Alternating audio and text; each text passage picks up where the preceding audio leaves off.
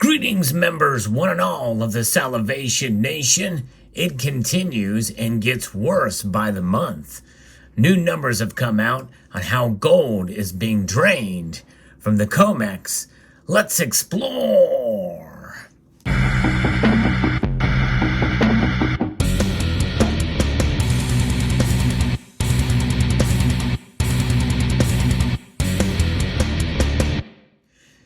The new LBMA numbers have not come out yet, but we're getting close, and likely we're going to see it continue to drain. And we're specifically talking about gold here as opposed to silver, because with the Comex, this is the 7th straight month that gold is continually being drained and running out of the Comex.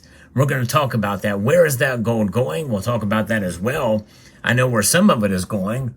Right here, I'm going to unbox this from Comex, and this is the largest size gold that I've ever purchased, save for what I did in 2013 when I cashed out my IRA. Here it is, tiny little bar. This is actually the largest by weight that I've purchased since I cashed out an IRA. This is from Swiss, and it is a poured 50-gram gold bar. So let's pull it out here. I'm kind of disappointed it didn't come in a plastic, case or something, but it did not. You just loosen this bubble wrap. But there's the assay certificate. But I'll have to put it in a flip or something. But there it is, a very chunky little piece of gold, as you can see there. 50 grams in new and assay. There is the assay certificate, which is actually very large, much larger than it needs to be to accommodate this gold bar.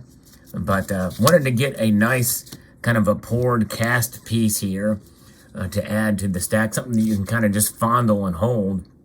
And that's kind of what it's about. Sometimes you just got to hold the gold, and this is a nice piece to be able to add to the stack here. But nonetheless, what is it? What's going on here with the Comex and with gold? Is there a gold shortage? Well, much as the same with silver. I don't think there's an actual shortage of gold. There's continual mining and exploration and discovery. You've heard me talk about that on this channel. There's a lot of companies, mining exploration companies are looking for the next good gold holding there, or gold reserves in the ground.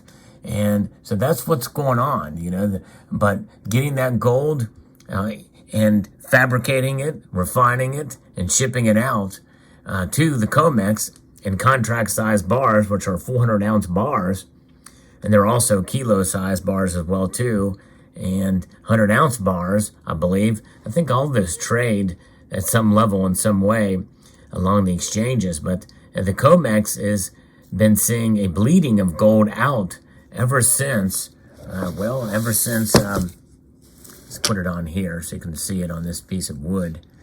Ever since, for the last 7 months, we've seen a continued drop in gold in the Comex vaults, and a lot of that gold is going to central banks around the world.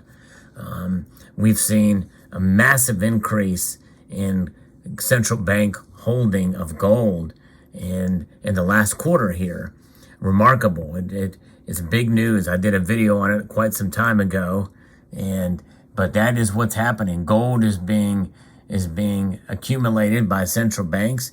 And I think that you are seeing still a lot of gold being accumulated by India for jewelry demand, for culturally. China as well has been accumulating gold.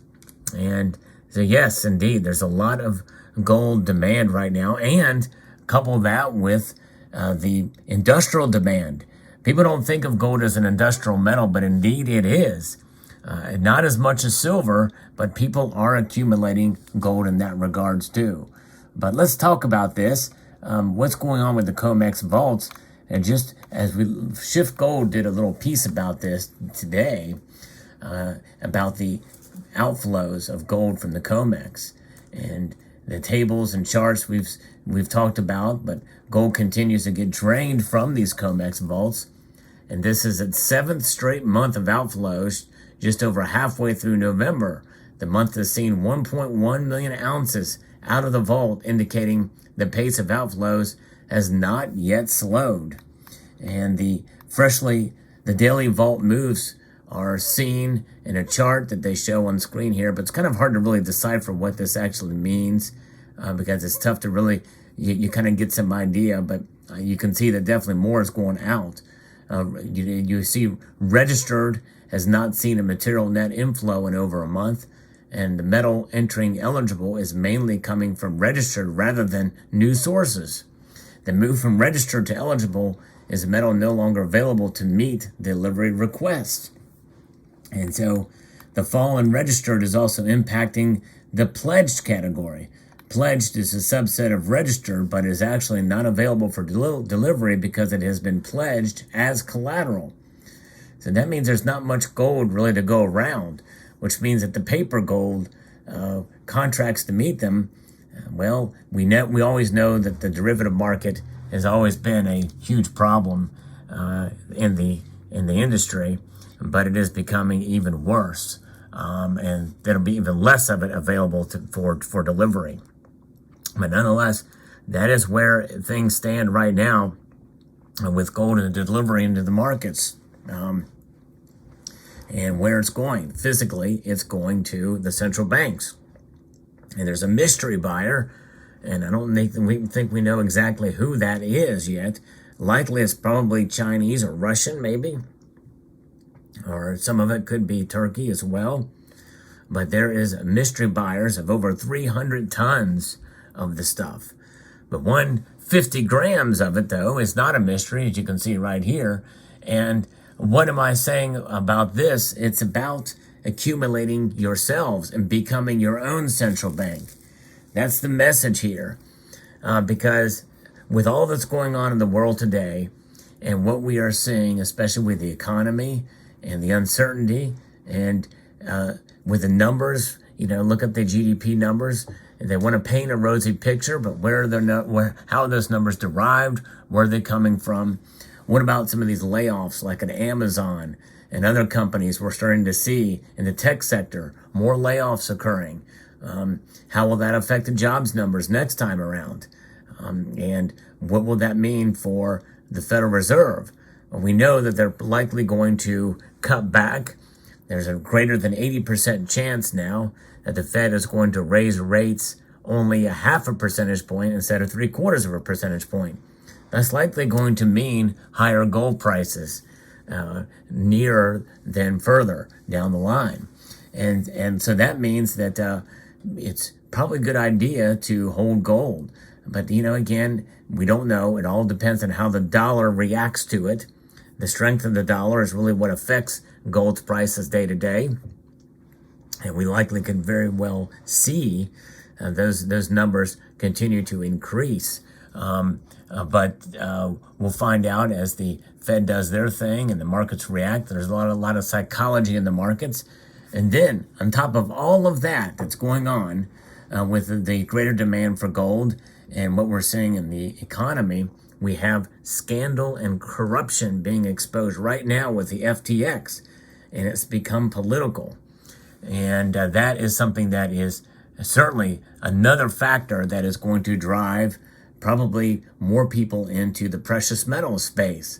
Now, a lot of that FTX money, and a lot of the cryptocurrencies right now, Bitcoin is suffering even yet today, even more so right now. Bitcoin is down another 2.1% today to $15,790 a Bitcoin. And Ethereum is also down about the same percentage, down $24, and Litecoin is also down slightly. But there's where we are at. The cryptocurrency phenomenon is starting to wane a bit. And, it just goes to show you that people think, well, hey, it's still $15,000 a Bitcoin. Where is your gold at, trading around $1,750 $50 an ounce. That's not where Bitcoin is. It's trading 15,000 a Bitcoin. Well, people don't think about it as Bitcoins anymore. They think about them in Satoshis, which is the smallest unit of measurement. And with that being said, yes, it's still much higher than gold, but look at where Bitcoin was not that long ago. Over $60,000 per Bitcoin. And where do we see it today? Well, much less than half of that. In fact, I would say probably, it's about a quarter of that now, at $15,000. So that's a huge drop and a crash from that point of time to its all-time high. Now, was that an anomaly? Well, in a speculative world, no, because speculation is all about anomaly. It's all an anomaly. It's all speculation. Whereas gold has stood the test of time and will continue to do so. And gold is innate. It doesn't have an agenda. And the only thing it does is it exists based off of its physical properties that will continue to showcase themselves for generations, for millennia to come. This gold bar, if left alone, will look the same 10,000 years ago as it does now. And I think that's what the part of the attractiveness to gold is, the allure to it.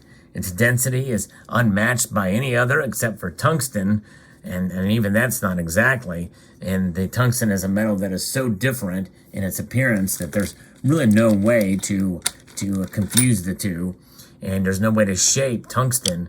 You can see here how sharp this piece is, and this is a piece that is cracked because it's actually a very fragile metal. As hard as it is, it's so hard that it becomes brittle. And whereas gold has that density, but it is softer. So there you have it. So let me know what your thoughts are in the comments section below. But gold is running out of the Comex. And I tell you what, in this day and age, with that being said, having any amount of gold, I think, is a good thing. And I decided to go ahead and take the plunge and make my largest by weight and single entity since I've cashed out my IRA, and those were 100-gram bars. But nonetheless, there it is. Let me know what your thoughts are in the comment section below. I'd like to extend a multitude of gratitude to you all for taking the time to watch, and to encourage you to please rate, share, comment, and subscribe.